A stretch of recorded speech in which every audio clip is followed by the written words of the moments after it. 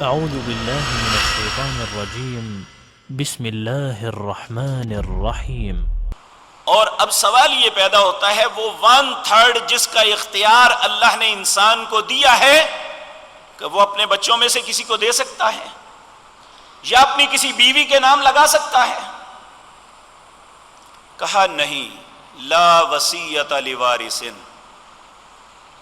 جو شخص وارث بن رہا ہے کسی کا، مرنے کے بعد وہ اس کی جائیداد کا وارث بنے گا، تھوڑا یا زیادہ، کہا اسے وصیت نہیں ہو سکتی۔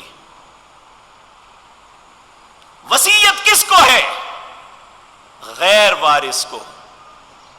جو وارث نہیں بن رہا اسے دے۔ اور اصل میں یہ 1/3 دینے کا جو حکم ہے وہ یہ ہے کہ یہ اپنے لیے صدقہ جاریہ بنا جائے۔ کوئی بھلائی اور نیکی کا ایسا کام کر جائے، اگر اولاد نہیں بھی کرتی تو یہ اپنے ہاتھ سے کر گیا۔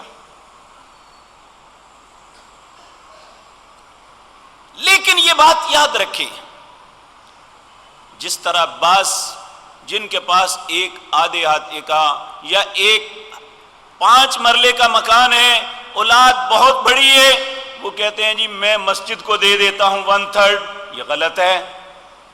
انہیں چاہیے، اس کی نیکی یہ ہے کہ یہ سارا اپنی اولاد کے لیے چھوڑ کے جائے تاکہ اس کا معاملہ آسانی اور آسودگی سے ہو۔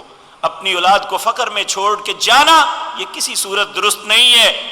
اور یاد رکھیں، اگر کوئی انسان اپنی اولاد میں سے کسی کی دشمنی میں آ کے یا ساری اولاد کی نافرمانی کی وجہ سے کوئی ایسا طریقہ کار اختیار کرتا ہے جس میں وہ وارث بننے والوں کا نقصان ہو جائے، نبی صلی اللہ علیہ وسلم نے فرمایا یہ کبیرہ گناہوں میں سے بڑا گناہ ہے۔ تبارک الذی نزل الفرقان علی عبده لیکون للعالمین نذیرا۔